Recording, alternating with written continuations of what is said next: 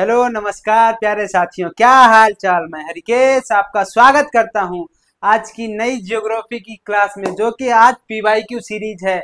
आज पता चलेगा किसमें है कितना दम। आज तक जो भी हम लोगों ने पढ़ा है, जितना भी पढ़ा है, जिस टॉपिक पर बात की है मेरे भाई, आज उसके सारे पीवाईक्यू करने वाले हैं।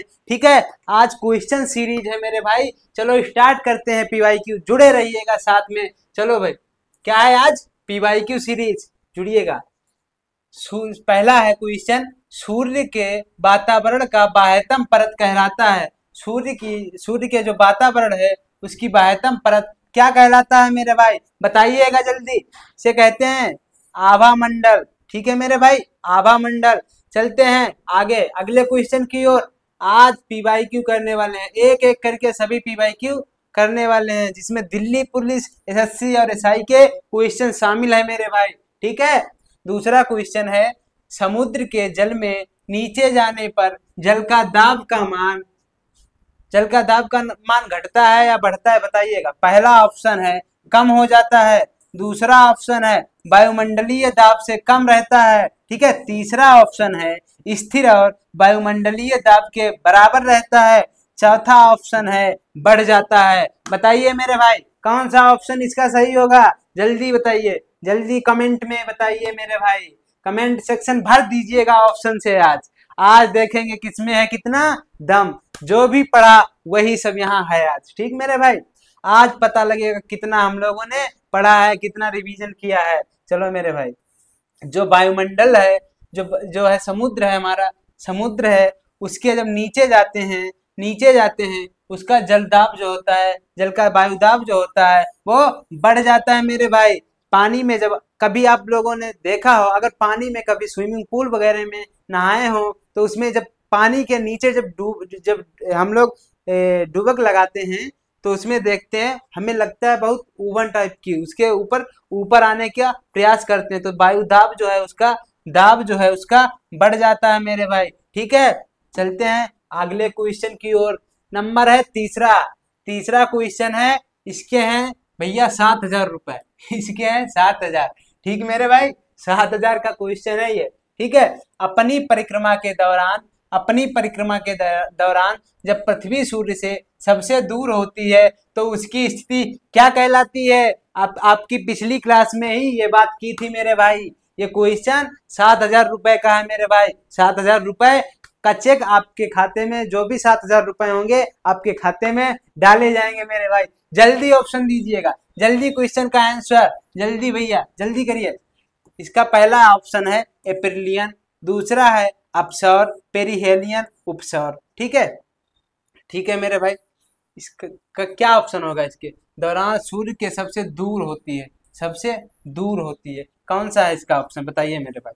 जब दूर होती है, हमने आपको बताया था उपसौर और अपसौर। जब पृथ्वी सूर्य के चक्कर लगाती है, हमने बताया अंडाकार चक्कर लगाती इस प्रकार से, तब जो सबसे दूर होती है, दूर कब होती है, 4 जुलाई को, तब इसे अपसौर कहते हैं। अपसौर कैसे याद करिएगा, अपसौर कैसे याद करिएगा। आ का मतलब है ए का मतलब अबे, ए का मतलब अबे। याद करने का तरीका मेरे भाई, अबे मतलब दूर, दूर मतलब अपसौर। ठीक मेरे भाई, और ये जो सबसे निकटतम बिंदु होता है उपसौर होता है। उपसौर मतलब ऊ, सबसे उपसर्ग मतलब पास में। ठीक है मेरे भाई, याद करने का तरीका भी बता दिया मेरे भाई।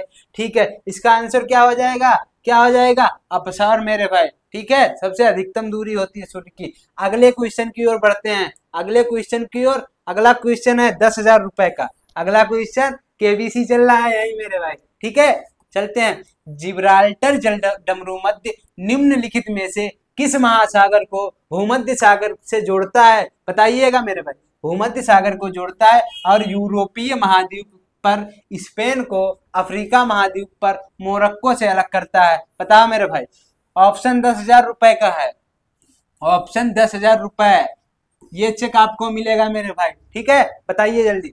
पहला ऑप्शन है प्रशांत महासागर, दूसरा ऑप्शन है दक्षिणी महासागर। बहुत मजा आने वाला है भाई, पूरी वीडियो में बने रहिएगा, पूरी क्लास करिएगा, एकदम मजा आने वाला है। तीसरा ऑप्शन है हिंद महासागर, चौथा है अटलांटिक महासागर। तो आप बताइएगा आपका क्वेश्चन कौन सा है, कौन सा क्वेश्चन लॉक किया जाए, बताइए मेरे भाई कौन सा आंसर है इसमें, कौन सा आंसर है बताइए, अटलांटिक महासागर। चलो भाई आगे की ओर चलते हैं। अगला क्वेश्चन कितने का होने वाला है, अगला क्वेश्चन कितने का होने वाला है, ठीक है, यह है 15,000 रुपए का ठीक मेरे भाई 15,000 का। उच्च तापमान पर पृथ्वी की सतह के नीचे स्थित गैस युक्त पिघली हुई चट्टान सामग्री को कहा जाता है, बताओ मेरे भाई क्या कहा जाता है, मैग्मा। बताए थे पृथ्वी की सतह के नीचे जब होता है तो मैग्मा कहते हैं, और जब पृथ्वी की सतह के ऊपर आ जाता है तो उसे लावा कहते हैं। ठीक मेरे भाई, चलते हैं आगे। आगे आगे क्या है, आगे क्या है, आगे है जापान का सबसे, अगला क्वेश्चन है जापान का सबसे ऊंचा पर्वत माउंट फूजी जो कि फेल्सिक और मध्यशिलिक शैल से निर्मित है, किस प्रकार के ज्वालामुखियों का निरूपण करता है। ठीक है, ये क्वेश्चन हो गया 20,000 रुपए का। ठीक मेरे भाई 20,000 का। चलो इसका ऑप्शन ए है सिंडर कोन, दूसरा ऑप्शन है फिशर और तीसरा है कंपोजिट। ठीक है, चौथा है सील। तो इसका ऑप्शन सही क्या हो जाएगा, कौन सा जो है ऑप्शन सही होगा बताओ मेरे भाई, ऑप्शन नंबर सी कंपोजिट। चलते हैं आगे की ओर, जितना किया उसी में से आएगा, उससे बाहर कुछ नहीं है इसमें, सब PYQ है मेरे भाई, ये क्या है सब PYQ है, सब PYQ है मेरे भाई, एक एक PYQ सब धीरे धीरे हम लोग करने वाले हैं।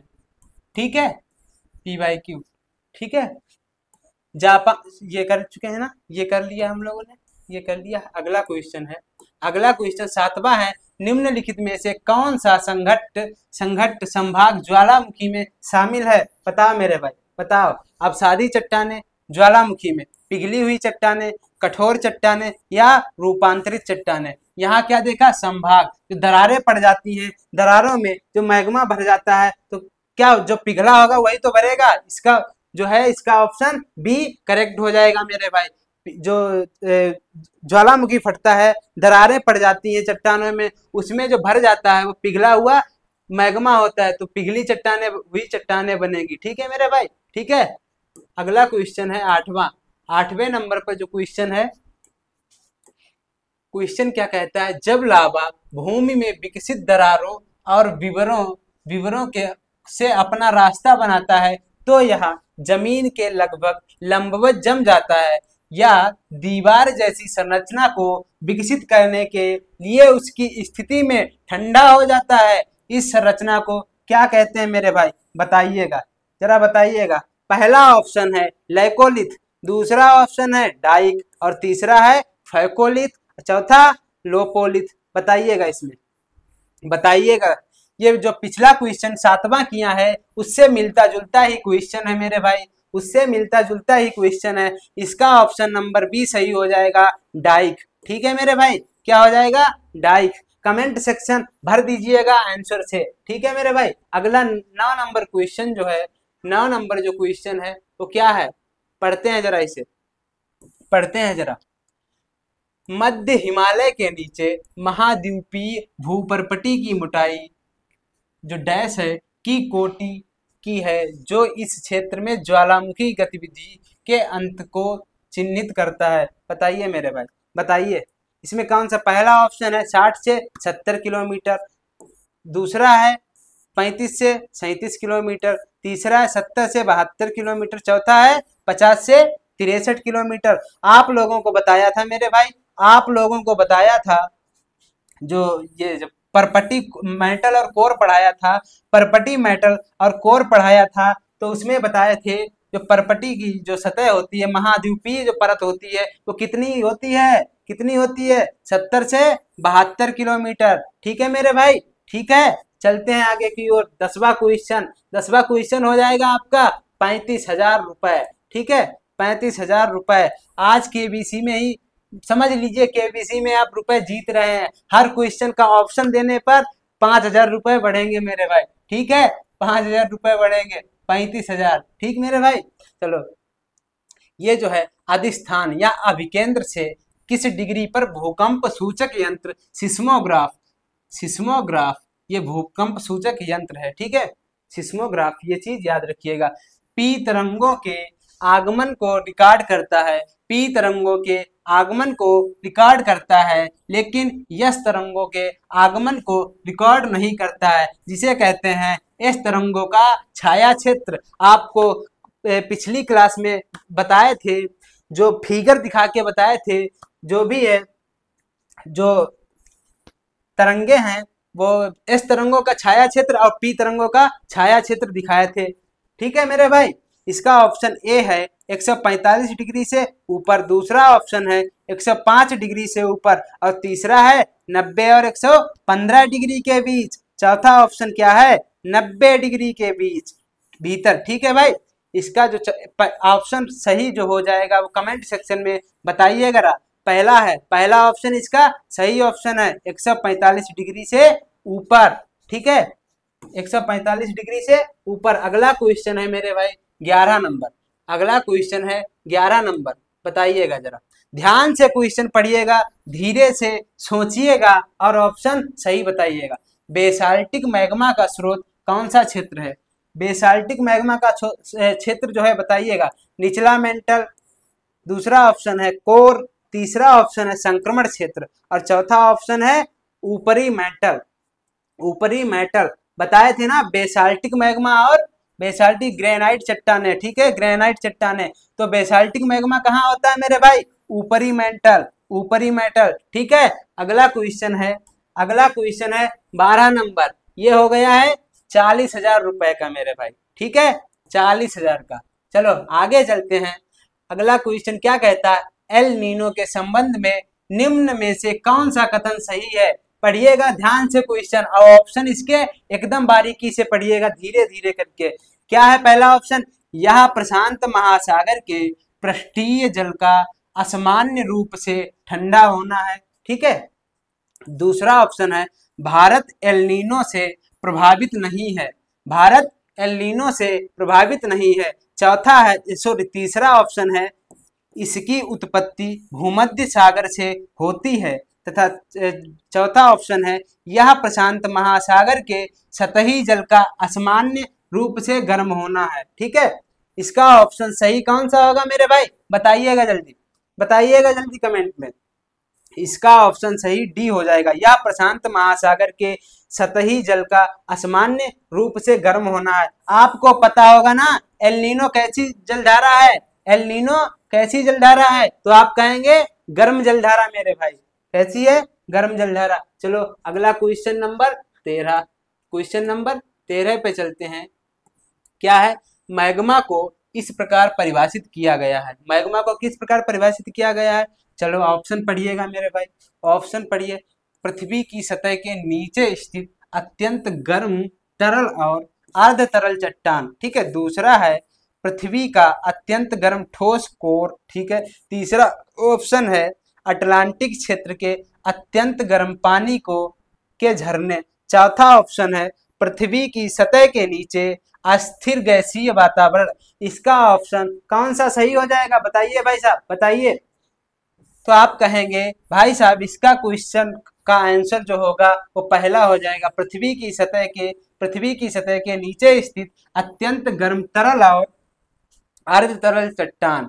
ठीक है, मैग्मा कहलाता है। चलो भाई साहब आगे की ओर जो 14 नंबर क्वेश्चन है उसको पढ़ते हैं। चलो भाई, क्या है?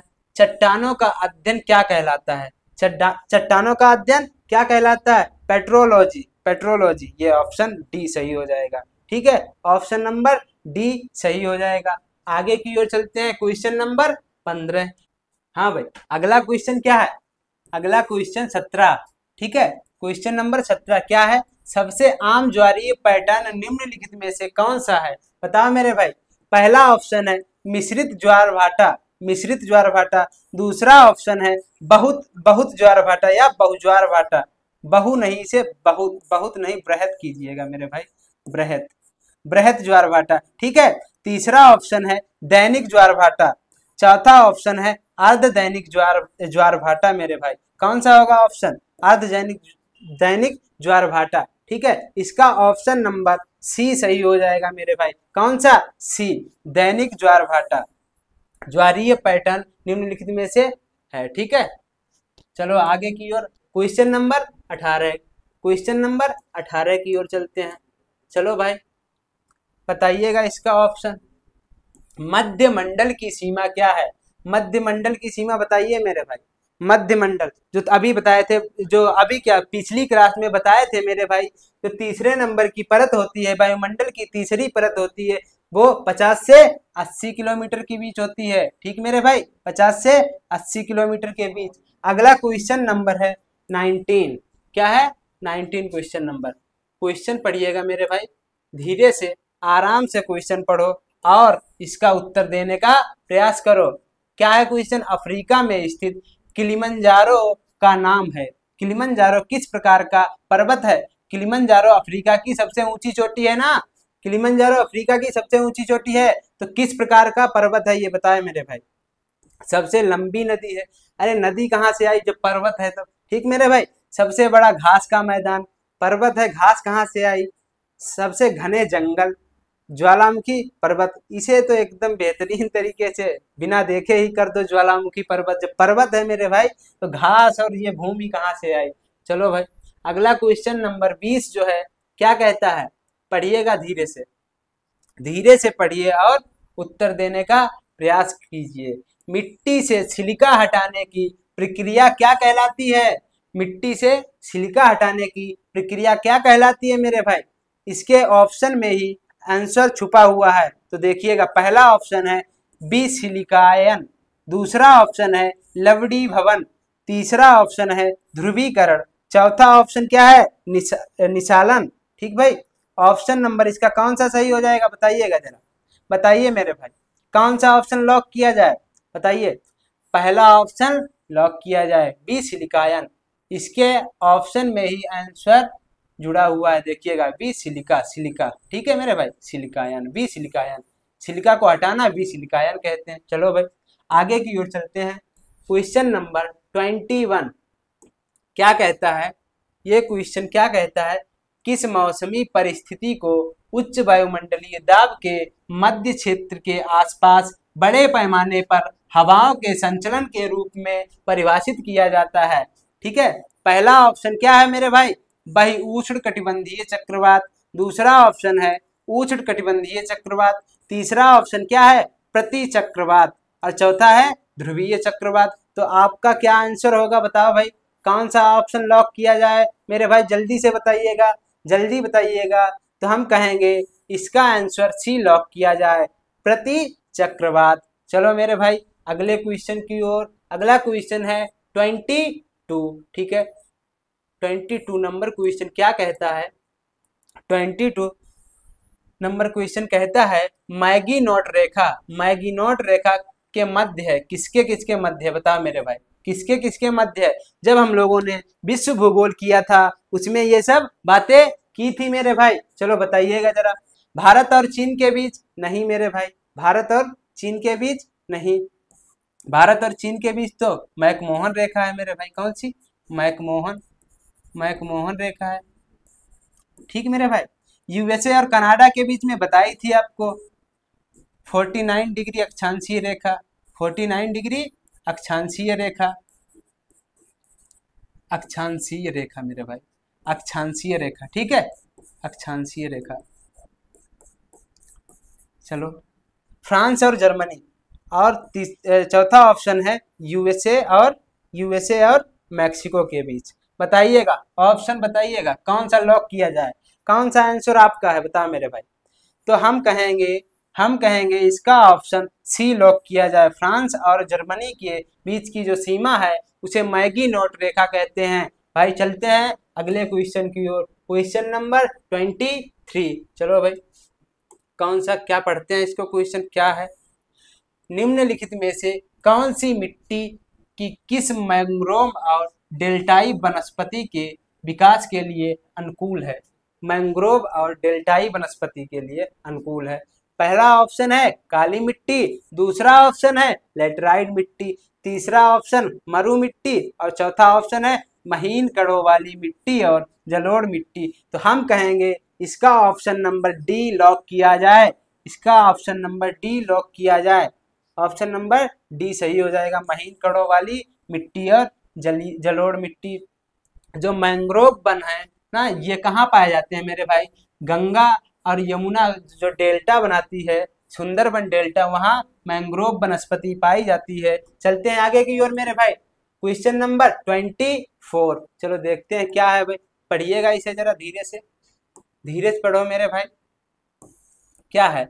वायुमंडल की कौन सी परत मनुष्य के लिए उपयुक्त और सर्वाधिक महत्वपूर्ण है? बताओ मेरे भाई, वायुमंडल की कौन सी परत है मेरे भाई? पहली परत का नाम बताइएगा, वही जो है मनुष्य के लिए सबसे उपयुक्त और सर्वाधिक महत्वपूर्ण है। बताओ भाई, पहली परत कौन सी है? क्षोभ मंडल, दूसरा समताप मंडल, तीसरा वायुमंडल, चौथा मध्यमंडल। तो इसका ऑप्शन नंबर ए सही हो जाएगा, क्षोभ मंडल, जो कि हमारे वायुमंडल की पहली परत है मेरे भाई। क्षोभ मंडल लॉक किया जाए। चलो भाई आगे की ओर चलते हैं। क्वेश्चन नंबर 25, क्वेश्चन नंबर 25, चलो भाई क्या कहता है ये? साल, बबूल और बांस जो शुष्क उष्णकटिबंधीय वन के प्रकार हैं, में वार्षिक वर्षा की मात्रा कितनी होती है? कितनी होती है भाई बताइएगा जरा। 200 से 250 सेंटीमीटर के बीच? नहीं, इस ये तो सदाबहार वन हो जाएगा फिर। ठीक मेरे भाई, 51 से 151 सेंटीमीटर, ठीक है, 251 सेंटीमीटर या इससे अधिक? नहीं। 25 सेंटीमीटर या इससे कम? नहीं, मरुस्थलीय क्षेत्र हो जाएगा इसमें, झाड़ीदार वनस्पति पाई जाएगी। साल, बबूल और बांस, इसमें क्या हो जाएगा? 51 से 151 सेंटीमीटर तक की वर्षा पाई जाती है। चलो मेरे भाई अगला क्वेश्चन है 26, क्वेश्चन नंबर 26, चलो भाई पढ़ते हैं। सामान्यतः जब हम भूमध्य रेखा से ध्रुवों की ओर बढ़ते हैं तो वार्षिक वर्षा पर क्या प्रभाव पड़ता है मेरे भाई? बताइएगा जरा। पहला ऑप्शन है वर्षा निरंतर बढ़ती जाती है, दूसरा ऑप्शन है वर्षा दोगुनी हो जाती है, तीसरा ऑप्शन है वर्षा निरंतर घटती चली जाती है, और ऑप्शन नंबर डी है वर्षा स्थिर बनी रहती है। तो आप क्या कहेंगे? आपकी राय क्या है बताइएगा। क्वेश्चन का आंसर ऑप्शन जो है आप कमेंट सेक्शन में बताइए मेरे भाई। क्या हो जाएगा? वर्षा निरंतर घटती चली जाती है, भूमध्य रेखा से ध्रुवों की ओर जब जाते हैं तो वर्षा घटती चली जाती है मेरे भाई। क्या है? Option number C. चलो आगे की ओर, अगला क्वेश्चन क्या है?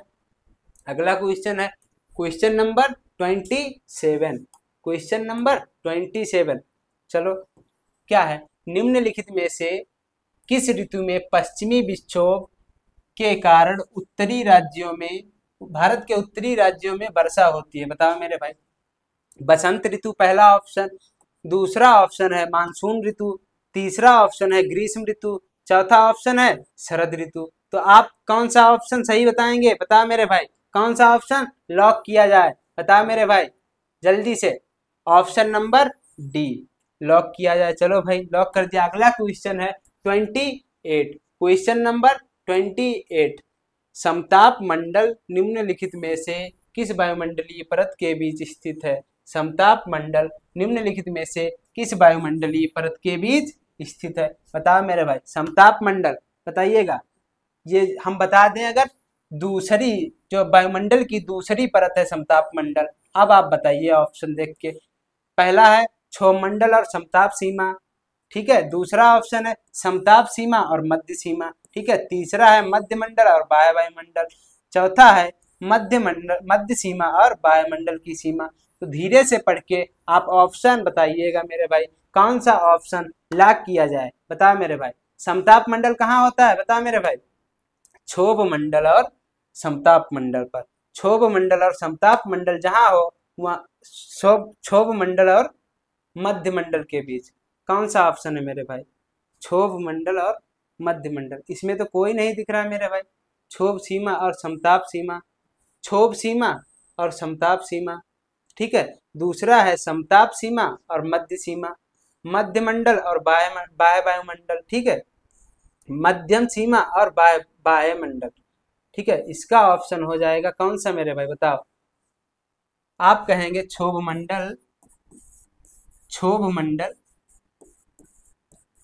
क्षोभ मंडल और क्षोभ मंडल और जो है मध्य मंडल के बीच, मध्य मंडल की मध्यमंडल के बीच समताप मंडल की परत पाई जाती है। ठीक है मेरे भाई, समताप मंडल की परत। ठीक है, ये ऑप्शन लिख लीजिएगा मेरे भाई। चलते हैं आगे की ओर, 29 क्वेश्चन नंबर 29 क्या है? निम्नलिखित में से कौन सी खारे पानी की झीलें हैं? बताओ मेरे भाई, ऑप्शन बताइएगा, इसका आंसर दीजिएगा मेरे भाई। निम्नलिखित में से कौन सी खारे पानी की झीलें हैं?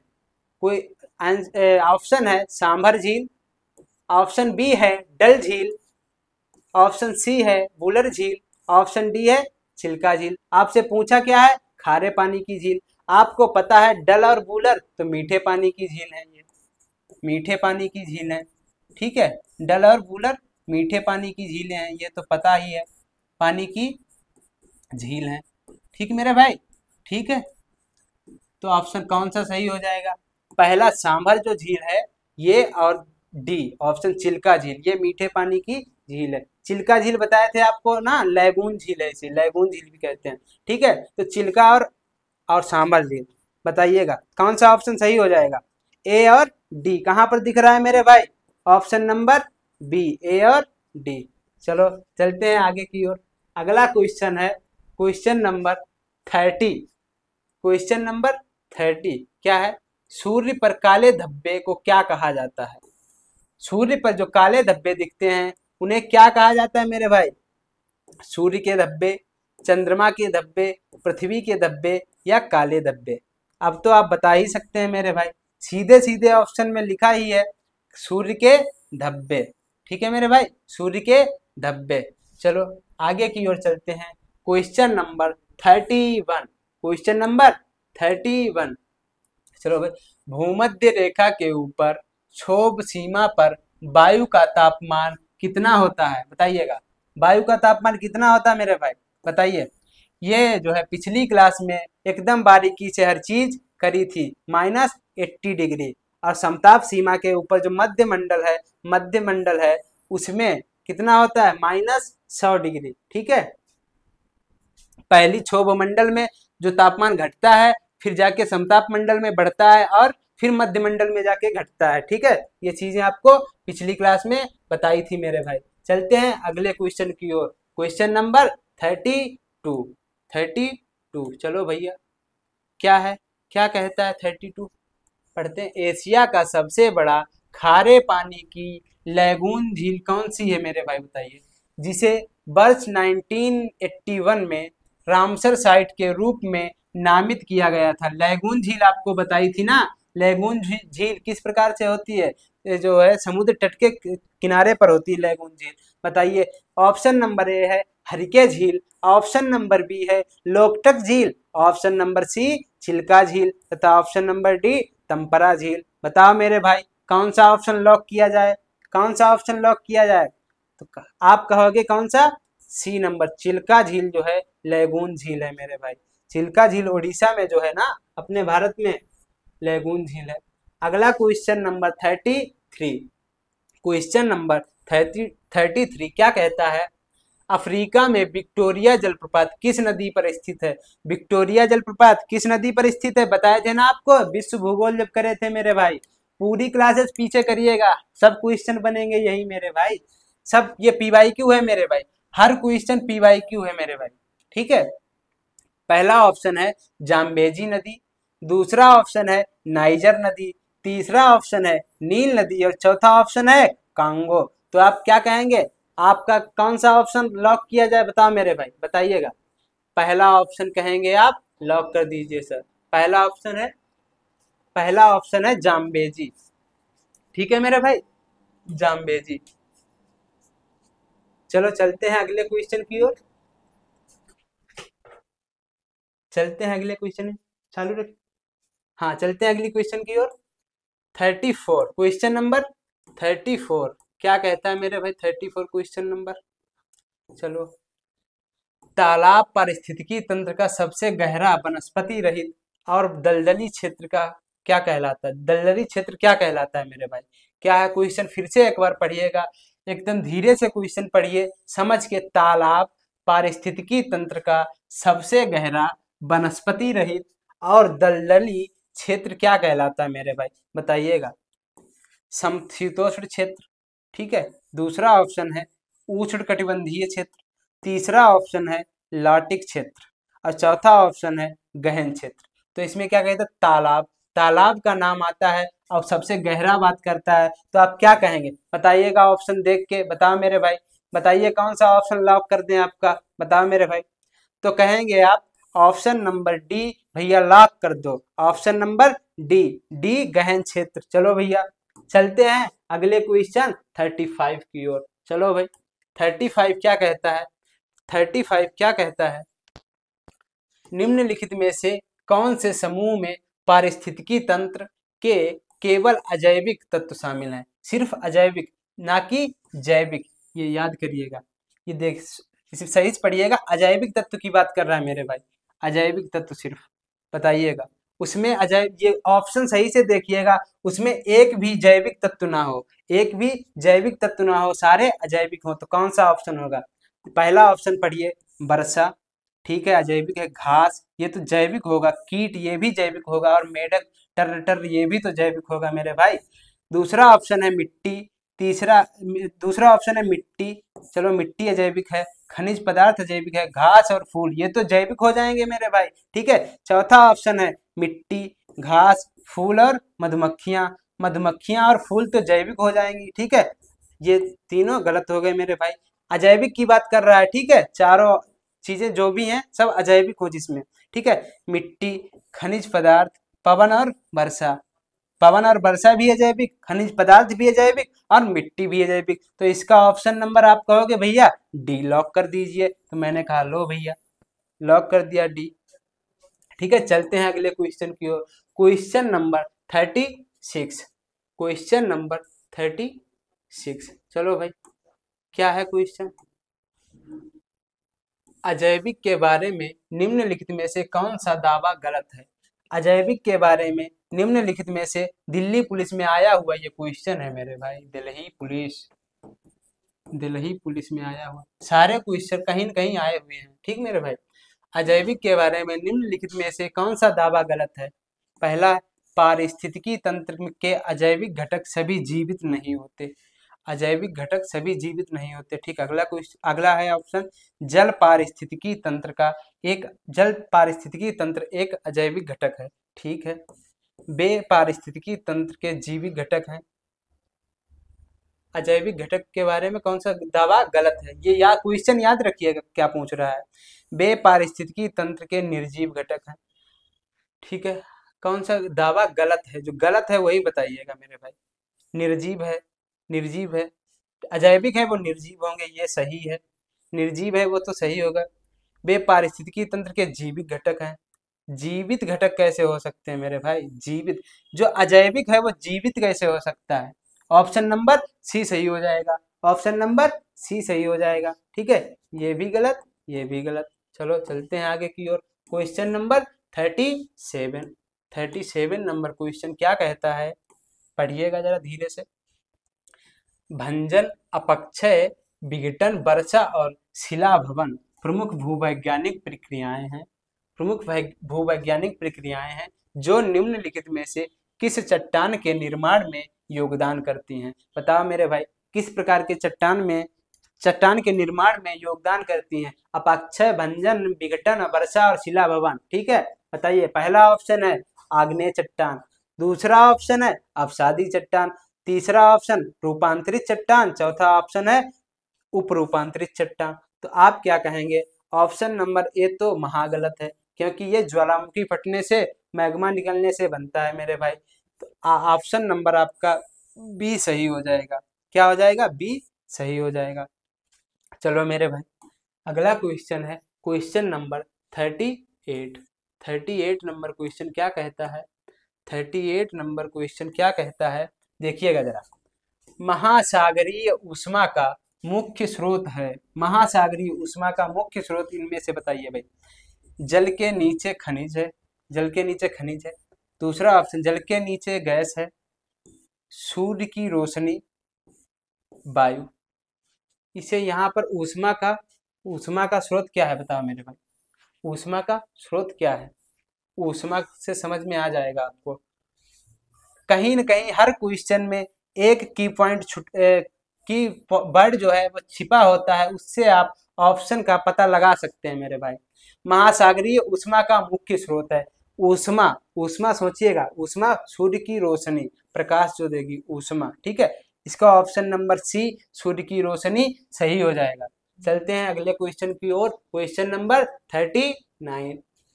चलो भाई, चलो क्या है क्वेश्चन 39, क्या कहता है, निम्नलिखित में से बीवलई चट्टानें आमतौर पर काले या गहरे हरे रंग की होती हैं। ये मुख्य रूप से प्लाजियोक्लेज तथा आगाइट आगाइट खनिजों में से होती हैं। ऑप्शन नंबर ए है जियोलाइट, ऑप्शन नंबर बी है क्वार्टजाइट, ऑप्शन नंबर सी है डोलोमाइट, ऑप्शन नंबर सी है डोलोमाइट, ऑप्शन नंबर डी है गैब्रो मेरे भाई। तो बताइएगा आपका आंसर क्या है इसमें से, जल्दी बताइए कौन सा ऑप्शन लॉक किया जाए मेरे भाई, बताओ जल्दी से। तो आप कहोगे भैया ऑप्शन नंबर डी लॉक कर दो, ऑप्शन नंबर डी लॉक करो। चलो चलते हैं अगले क्वेश्चन की ओर, अगला क्वेश्चन की ओर, क्वेश्चन नंबर 40। यह है क्वेश्चन नंबर 40। निम्नलिखित में से कौन सा विकल्प पृथ्वी के अंतर्गत का कोई भाग है? पृथ्वी के अंतरंग का कोई भाग है, ठीक है मेरे भाई, ठीक है। समताप मंडल, पहला ऑप्शन है समताप मंडल, ताप मंडल, क्षोभ मंडल, दुर्बलता मंडल। तो ये चीजें देखिएगा, समताप मंडल ये वायुमंडल की दूसरी परत है, ठीक है। ऑप्शन पढ़िएगा, अगर क्लासेस की हैं तो हर चीज समझ में आ रही होगी बेहतर तरीके से मेरे भाई, ठीक है। समताप मंडल, समताप मंडल बताया दूसरी परत है वायुमंडल की। ताप मंडल जो है तीसरी परत है, सॉरी चौथी परत है, ये चौथी परत है वायुमंडल की। क्षोभ मंडल पहली परत जिसमें हम लोग हैं, ठीक है।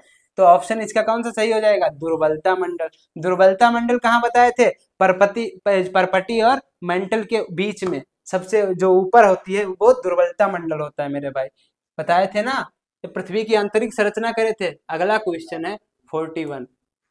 चलो मेरे भाई, अगला क्वेश्चन क्या है, जल संसाधन के बारे में निम्नलिखित में से कौन सा कथन सत्य है, बताओ मेरे भाई। ऑप्शन पढ़िए, जल एक चक्रीय संसाधन है, दूसरा ऑप्शन है जल एक जैविक संसाधन है, तीसरा ऑप्शन क्या है, पानी जैविक और अजैविक दोनों संसाधन है, चौथा ऑप्शन है जल एक गैर नवीकरणीय संसाधन है। तो आप क्या कहेंगे, आप भैया बताओ क्या होगा, आपके आपके तरीके से बताइए कौन सा ऑप्शन सही होगा, बताओ भाई क्या होगा। आप कहेंगे जल एक चक्रीय संसाधन है, जल एक जैविक संसाधन तो बिल्कुल नहीं हो सकता, जैविक और अजैविक दोनों ये भी नहीं होगा, जल एक गैर नवीकरणीय संसाधन है ये भी नहीं होगा, नवीकरणीय संसाधन कह सकते हैं, ठीक है, चक्रीय संसाधन, ठीक है। अगला क्वेश्चन है, अगला क्वेश्चन क्या है, ग्रेनाइट। ग्रेनाइट किस प्रकार का सेल है, ग्रेनाइट किस प्रकार का सेल है मेरे भाई। पहला ऑप्शन है बहिर्वेदी आग्नेय सेल, दूसरा ऑप्शन है कायांतरित सेल, और तीसरा ऑप्शन है अवसादी सेल, और चौथा ऑप्शन है अंतर्भेदी आग्नेय सेल। तो आपका कौन सा ऑप्शन लॉक किया जाए, बताओ मेरे भाई, बताइएगा जरा कौन सा ऑप्शन लॉक किया जाए, बताओ मेरे भाई जल्दी से कमेंट सेक्शन में बताइए मेरे भाई। चलो इसका ऑप्शन नंबर डी लॉक किया जाए, अंतर्भेदी आग्नेय सेल, ठीक है मेरे भाई। क्वेश्चन अगला है, क्वेश्चन अगला है, अगला क्वेश्चन है क्या है, ज्वालामुखी से निकलकर पृथ्वी की सतह पर फैलने वाले मैग्मा को क्या कहा जाता है मेरे भाई।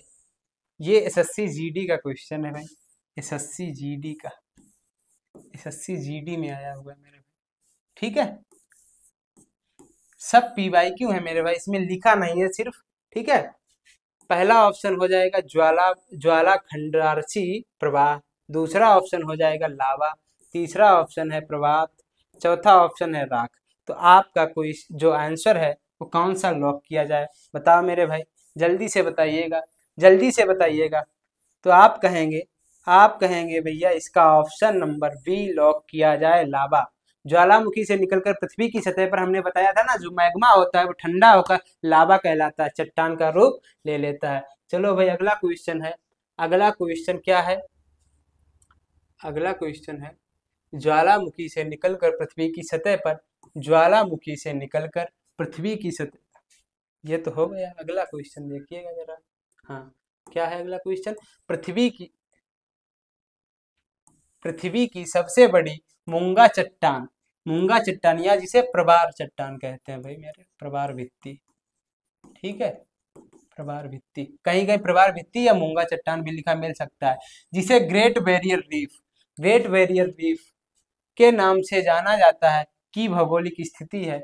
आप लोगों को ऑस्ट्रेलिया जब करवाया था उसमें सबसे पहले यही बात की थी, ग्रेट बैरियर रीफ और ग्रेट डिवाइडिंग रेंज ऑस्ट्रेलिया की मुख्य पर्वत श्रृंखला है मेरे भाई, ठीक है। तो आप क्या कहेंगे, कहाँ है ये, कहाँ है ग्रेट बैरियर रीफ मेरे भाई, बता। स्विट्जरलैंड, दूसरा ऑस्ट्रेलिया, तीसरा चीन, चौथा है आयरलैंड। तो आप सीधे कह देंगे ऑस्ट्रेलिया, अगर पीछे की क्लासेस की हैं तो मेरे भाई एकदम हर क्वेश्चन आप करने वाले हैं, ठीक है मेरे भाई। अगर क्लासेस नहीं की हैं तो प्लीज देखिएगा, पूरी क्लासेस करिएगा, आपसे सारे क्वेश्चन बनेंगे, जितने भी PYQ हैं सारे बनने वाले हैं मेरे भाई, ठीक है। चलते हैं आगे की ओर। अगला क्वेश्चन क्या है? अगला क्वेश्चन क्या है? ये जो CGL का क्वेश्चन है, ये CGL का क्वेश्चन है मेरे भाई। पहाड़ों के संबंध में निम्नलिखित में से कौन सा या कौन से कथन सही हैं, ठीक है। कौन सा कथन सही, बता मेरे भाई। पहला ऑप्शन है, पर्वतों को एक रेखा में व्यवस्थित किया जा सकता है, जिसे श्रेणी कहते हैं। पर्वतों को एक रेखा में व्यवस्थित किया जा सकता है, जिसे श्रेणी कहते हैं। ये तो लग तो सही रहा है मेरे भाई, है ना सही? पर्वतों को एक रेखा में व्यवस्थित करेंगे, जिसे श्रेणी कहेंगे, ठीक है। दूसरा ऑप्शन क्या है? भारत में अरावली श्रृंखला दुनिया की सबसे पुरानी बलित पर्वत प्रणालियों में से एक है। ये भी आपने सुना ही होगा, भारत में जो अरावली पर्वत श्रृंखला है वो दुनिया की सबसे पुरानी पर्वत श्रृंखला है, ठीक है। ये भी। तीसरा ऑप्शन क्या कहता है? दक्षिण अमेरिका में माउंट किलिमंजारो ज्वालामुखी पर्वत का एक उदाहरण है। बिल्कुल गलत मेरे भाई, ये कहाँ की है? किलिमंजारो अभी पीछे ही करे थे, किलिमंजारो अफ्रीका की सबसे ऊंची चोटी है मेरे भाई। कहाँ की है? अफ्रीका की, अफ्रीका की सबसे ऊंची चोटी है किलिमंजारो, ठीक मेरे भाई, याद रखिएगा। अफ्रीका की सबसे ऊंची चोटी, सबसे ऊंची चोटी है, ऊंची चोटी। अगर दक्षिण अमेरिका की करें, दक्षिण अमेरिका की बात करें तो यहाँ कौन सी ऊंची चोटी है भैया? अकोनकागुआ, अकोनकागुआ मेरे भाई, अकोनकागुआ। चलो, ये ऑप्शन तो गलत हो जाएगा, किलिमंजारो अफ्रीका में है। तो ऑप्शन कौन सा सही हो जाएगा इसमें? देखिए, केवल एक और दो, केवल दो, सी, एक और दो और तीन, केवल डी। तो ऑप्शन आप सीधे कहेंगे पहला सही, दूसरा सही, तो ए वाला सही हो जाएगा मेरे भाई, पहला। देखिएगा CGL का आया हुआ है 2022 में, ठीक मेरे भाई। चलते हैं अगले क्वेश्चन की ओर। अगला क्वेश्चन क्या कहता है? शैवाल, शैवाल और लाइकेन। जब आपको विश्व में जलवायु करा रहे थे, शैवाल और लाइकेन भी पढ़ाए थे, किस प्रकार की ये वनों में पाए जाते हैं। शैवाल और लाइकेन एक काई टाइप के होते हैं, ये काई टाइप के होते हैं, ठीक है। टुंड्रा वनस्पति लगभग 70 से 80 डिग्री उत्तरी अक्षांश में पाए जाते हैं, ध्रुवों की ओर मेरे भाई, जहां बर्फ लगभग 10 से 11 महीना जमा रहता है, ठीक है। लाइकेन और शैवाल किस प्रकार के वनों में पाए जाते हैं? SSC MTS का क्वेश्चन है मेरे भाई। ऑप्शन ए है उष्णकटिबंधीय वर्षा वन, ऑप्शन बी है समशीतोष्ण वन, ऑप्शन सी है शंकुधारी वन, ऑप्शन डी है टुंड्रा वन। तो आप सीधे कहेंगे भाई इसका ऑप्शन नंबर डी लॉक कर दीजिए। तो हम कहेंगे चलो भाई ठीक है, अब इसके आपको 2 लाख पक्के। चलो भाई आगे चलते हैं। कौन सा क्वेश्चन है आगे? पढ़िए इसे जरा, पढ़िए मेरे भाई धीरे से। उस भौगोलिक विशेषता का क्या नाम है जो यूरोप और अफ्रीका के बीच की सीमा का काम करती है? बता मेरे भाई, यूरोप और अफ्रीका के बीच की सीमा का काम करती है। आपको बताए थे ना जब यूरोप और अफ्रीका कर रहे थे, क्या बताए थे? पहले देखिएगा, बास्फोरस जलडमरू मध्य, दूसरा ऑप्शन है जिब्राल्टर जलडमरू मध्य, तीसरा ऑप्शन है डार्डनेल्स जलडमरू मध्य, और चौथा ऑप्शन है मलक्का जलडमरू मध्य, ठीक मेरे भाई। तो आपका कौन सा ऑप्शन लॉक किया जाए बताइएगा जरा, बताइए भाई। आप कहेंगे भैया जिब्राल्टर जलडमरू मध्य जो है इसे लॉक किया जाए। जिब्राल्टर जलडमरू मध्य अफ्रीका के ऊपर बताए थे ना, इस प्रकार से इसे जल संधि बनाए थे। ठीक मेरे भाई, चलते हैं अगले क्वेश्चन की ओर। अगला क्वेश्चन क्या है? अगला क्वेश्चन क्या है? एस्किमो से इनुइट भी कहते हैं। एस्किमो किस भौगोलिक क्षेत्र से संबंधित है?